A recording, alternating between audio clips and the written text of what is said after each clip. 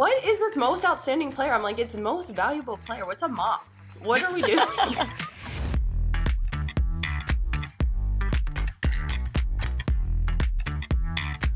Welcome to a different episode of Sports Are Fun. We were supposed to be off this week, but because we had our live show in Tampa ahead of the Final Four in the championship, but sports never sleep. So we had to get on here, recap the weekend. Obviously, a big weekend in college basketball, big weekend in U.S. Women's National Team. So here we are. I'm your host, Kelley O'Hara. I'm Merritt Mathias. From broadcast to podcast. I mean, we're just always on and doing this, I guess. Sorry, I was like, I'm usually going last. I wasn't ready for my intro. Nope, you're up second. Hey. I'm like, oh, it's just me.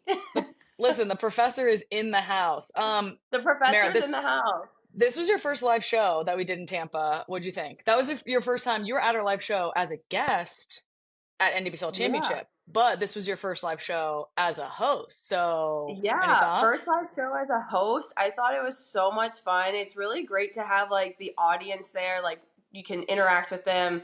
Just like the energy was great. I thought our guests were unbelievable. Just wonderful insight. Really fun to be around. Really brought the energy. And, all around it was just a wonderful time. I was so happy to be a part of it. Yeah, no, I feel the same. I feel like live shows are so fun because you get to be out with the listeners, with our fans, with the people, and experience their energy and excitement around sports because we all have the same. So it was a good time. And like you said, my highlight of this live show was the guests. Not that it wasn't the last live show because you were one of the guests. I'm sorry, I was a guest. I should be. What the hell? And that was, we had great guests at NWSL Championship. But these, it was just, I feel like, we had Lisa Leslie, we had Aaliyah Edwards, we had Kelsey Mitchell, and we had Gabrielle Jaquez, and they just were fantastic. We had such a well-rounded take they were on great. The weekend. Yeah, it was awesome. It was so cool. So it's great. I know. Show. I love how Aaliyah Edwards. I was like, it was so cute. I mean, she's so just removed, and she's just sitting there saying "we." I'm like, honey, you're no longer on the team, but I get it. It's really hard. She's so close, is still probably really close with, all those players, and to be there and come back and support. I know that means a lot, but yeah, I just loved her energy. I can't wait to see her this year in the WNBA along with Kelsey Mitchell. I'm like, yeah Kelsey Mitchell is her energy, everything about her. I'm like, so great. I can't wait. I'm so glad Indiana has 41 games on TV. I'm like, let's go. I know. Well, speaking of Aaliyah Edwards and her Yukon team of past, no longer a part of it, but she will always, I feel like when you're on Yukon, you will always be Yukon. Let's get into now This is Madness, presented by TurboTax segment around Final Four and championship weekend. 12 championship for Yukon. You know what I love about this? First of all, I heard Gino say this to his team. He told his team, this is my 24th championship. Maybe Final Four, I think championship. And he goes, I've lost 12 of them. I've only won 11. So this is his 12th championship for UConn. So he basically was telling him, I am more of a loser in the championship than I am a winner ahead of this game. But now he's leveled up. He's equal. He's 50% in championships, which is incredible for him. I loved that, and I thought that was such great motive. If I would have heard a coach say that, I'd be like, all right, we got to get you even, coach. Yeah. I think to add to that, I think the part of it, he said, he's like, I've lost more than I've won, and yet I'm always introduced as a champion. So it's kind of take of it doesn't matter, go out, go perform. But if you win this one, it doesn't matter how many you have. You're always going to be known as a champion. And you get that, to see Paige Bueckers get that moment, to have the celebration, to finally get that elusive championship. It was really fun to watch. Did I want a better game? Did I want it to be a little bit closer?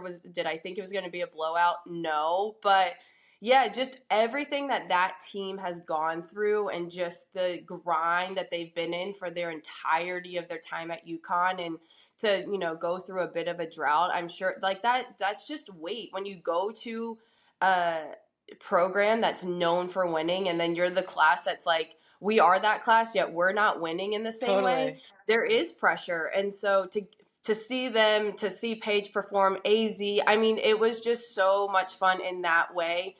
like the game wasn't the game that we wanted or expected, but to know the storyline of it, it was just, I teared up. I was tearing up at the end of the game. I was like, oh, I love moments like this. Incredible storyline. I love you saying, they were in a bit of a drought. Paige put on her story, when they got back to UConn, the team or the school had already put up the championship banner up in the rafters, right? And you see UConn National Championships 2025. The one next to it, the most recent one, was 2016. So that's a 9-year difference. It's a long time that UConn has gone through, and being the school and having the history that they have, I imagine this is such, like, I don't know. Like, it's just, I don't know if it's relief. I don't know if it's just like pride. But like you said, incredible for this group of players to finally get that championship that I think is so well deserved. Who do you think was the biggest difference maker in this run to the championship? Because I know mine. Well, yeah, I know yours, but I'm sticking with who I said. No. I don't think you know it. Oh, really? Well, I'm saying AZ. Like, I just think, like I said on the episode, I don't even know when. AZ coming back to UConn changes the game from a tactical standpoint, and what her ability is to like free up Paige and spread the floor. All these things are true.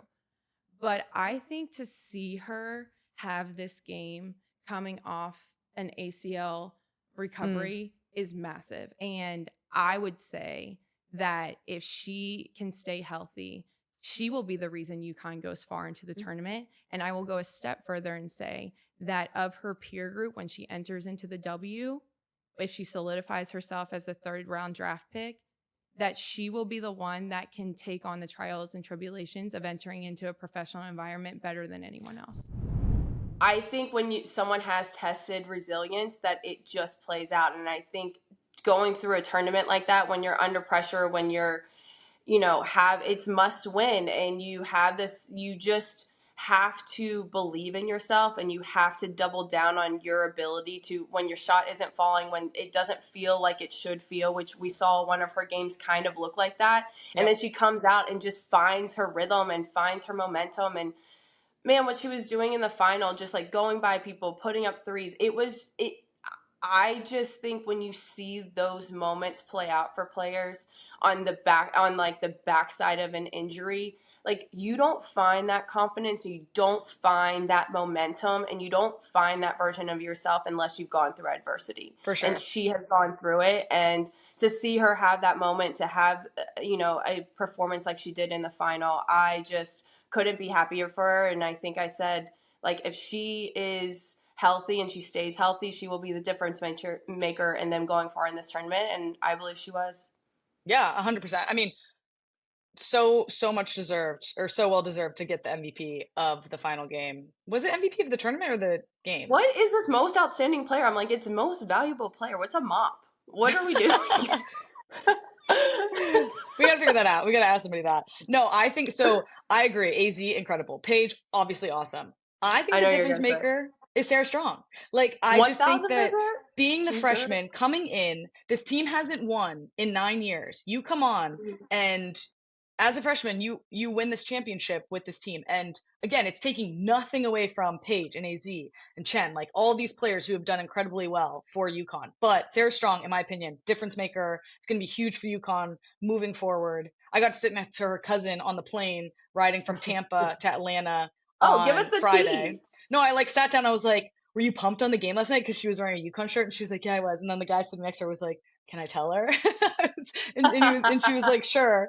And she was like, that's Sarah Strong's cousin. I was like, no way, you must be so proud. Like, that's so cool. But yeah, it was, I think that she was a difference maker. I just think she wasn't there last year. They didn't win last year. Yeah. And then I think you're right. I think she's massive, and like what she will do in her next 4 years, I mean, it's gonna be super exciting to see a freshman perform at that level and just be at ease with the moment. Like, you could easily not be in these. I think Gino referenced like Diane Taurasi in her freshman year, like just trying to make it all work, and he's like, it was probably the worst game she's ever had in her UConn like career. Was her like championship game as a freshman. I believe it's something around those lines. And to see Sarah go out and just be like, I'm made for this moment. I mean, that's scary. And then you have Azzi coming back for her senior year. And there's all this conversation of like, is Gino going to retire? And I'm like, there's no way that man's retiring. No. He's like, yo, I got at least another 4 more years. 100%.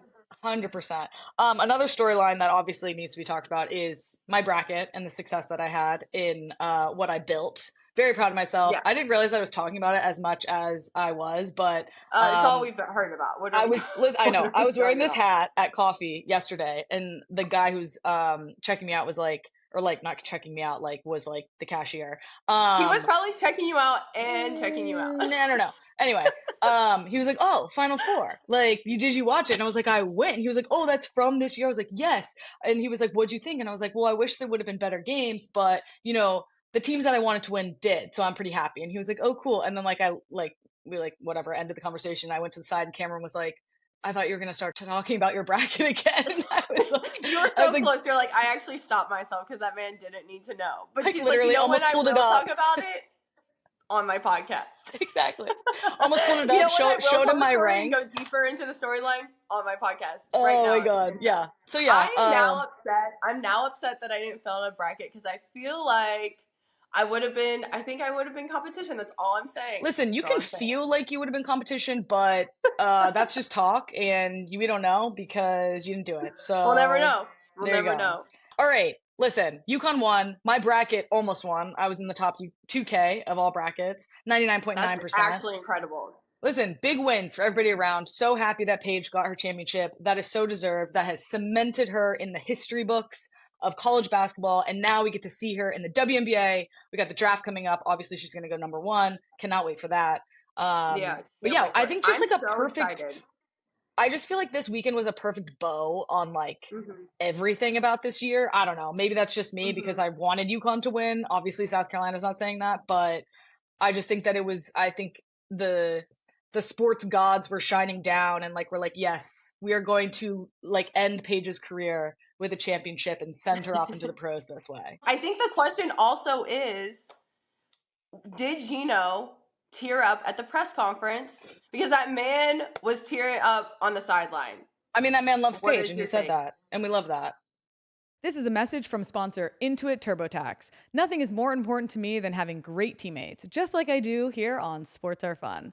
This tax season, you can find the perfect teammate when you get matched with a TurboTax expert who will help make sure you get the most out of your taxes this season. They'll do your taxes from start to finish, so you'll get the most money back guaranteed, and you'll have more time to watch women's sports and yap about them. Now this is taxes. Match with an expert now on TurboTax.com. Experts only available with TurboTax Live Full Service. See guaranteed details at TurboTax.com/guarantees. Speaking of wins, we had a USWNT win over the weekend against Brazil. Recap of the Olympic gold medal game. And I was actually impressed by this game and happy that we got a 2-0 win against Brazil. Yeah, I think that's a massive statement. I think with, you're still seeing Emma bring in different players, giving people opportunity, and to get a 2-0 win against a team like Brazil, who is always going to be in those, semifinal, quarterfinal, maybe final games, like that's a massive statement. And to come off, I believe this is the first game they played since the loss against Japan she believes, correct? Yeah. So to come out of that tournament and be like, all right, we're going to make a statement here. I think, speaking of statements, I just want to take a moment and talk about Alyssa Thompson real quick, because her turning and, threading a pass to Trinity Rodman, who scores a goal, unbelievable finish. But I think what I'm seeing in Alyssa is you just have to take a moment for it, because she was drafted to Angel City very young, her rookie year.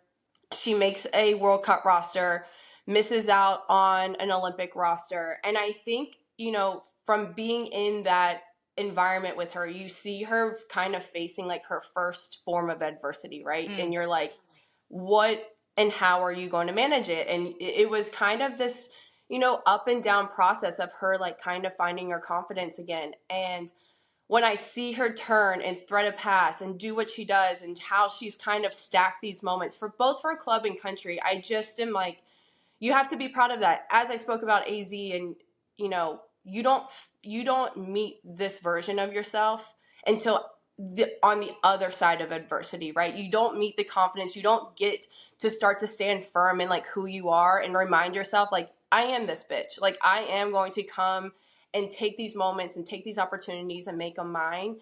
And so to see her do that, listen, this game and like to go on and have an incredible career, a lot of it is about timing, right? Like, can the timing of opportunity align with like my best play? Yeah, 100%. And I think what Alyssa Thompson is doing right now is telling Emma Hayes, like, I'm going to make it really hard for you to leave me off a roster. For and sure. Hats off to her. I wish her the best. And I just love seeing her just find her confidence and comfortability, both in an Angel City jersey and in a US jersey. Love that shout. Completely agree. I think that the statement of you don't find this version of yourself until you're on the other side of adversity. Like, without adversity, like, you will never know what you can actually be. Yeah. And I think that more people need to embrace that and be okay with the failure. You know, like, that's part of the journey of being a professional athlete and life in general. I think for me, like, I completely agree. What I want to see from this second game, I think that Emma started her starting 11 of camp. I put it in, you can't see, maybe you can see.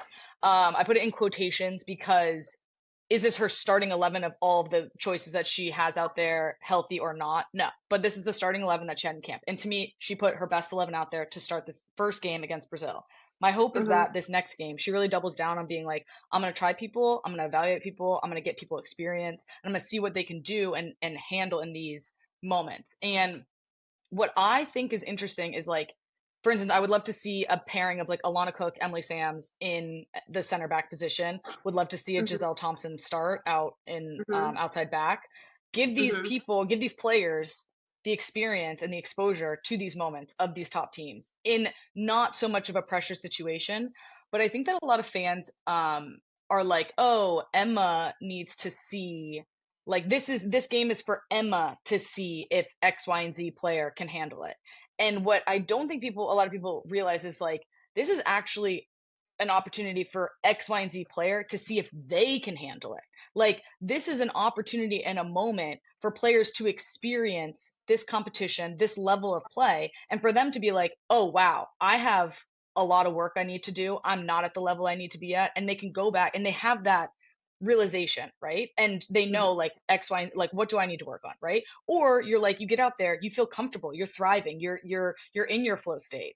And to me, that's what I want these players to have. And I want fans to realize, like, this is a great moment. Yes, Emma needs to see X, Y, and Z, but players, they need to feel themselves and see what they can do in these moments. And that's a good, like, step on the process of getting a team ready for a World Cup.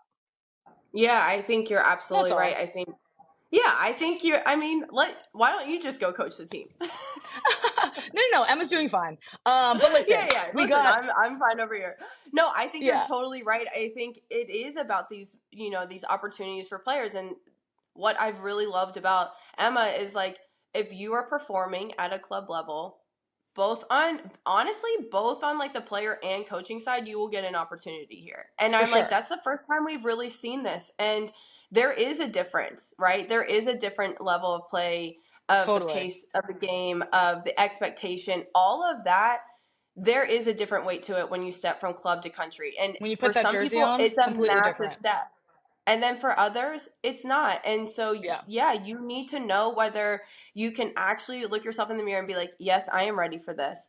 Or I need to go back and I have a lot of my game to work on in order to get another opportunity here. And, like, you may or may not. But I think to get pulled up, like, it is this moment where you get this realization, you get to actually check in and be like, okay, if I do these things, I might not start and play here, but I can be in this roster. You might have a completely different, like, ask when you go into the national team. It might never be that. But, like, if you are willing to take on the roles and responsibilities and be like, yeah, you can trust me to go into the last 20, 30 minutes of a game, and I'm going to be solid in closing out a game or making it really difficult. I think that's how Lynn Williams has stayed in the conversation. Like, Lynn's great. She's going to score you goals, but like what she's willing to give you on like her defensive effort and her like consistency in that. Yeah, she knows the role that you come in, you learn your role, and if you're able to execute on what you're being asked to do, like that is a difference maker in that environment. Totally. For sure. But listen, we got a big game tonight. U.S. women's national team playing their second game against Brazil. That'll happen before this recording comes out, but hopefully everybody tunes in. We'll find out what Emma chooses to do around the player she starts, the player she plays, what the result is. And then we got the draft coming up on Monday, this coming week, the 14th. We're going to record on Tuesday, so our episode will be out on Wednesday, but very exciting to be back with NWSL. We'll get games this weekend, the draft happening, all those things. So stay tuned. Thanks for tuning in. Hopefully you guys had as much fun over this past weekend as we did. Sports are fun. Thanks for tuning in. Sports are so fun. Woo!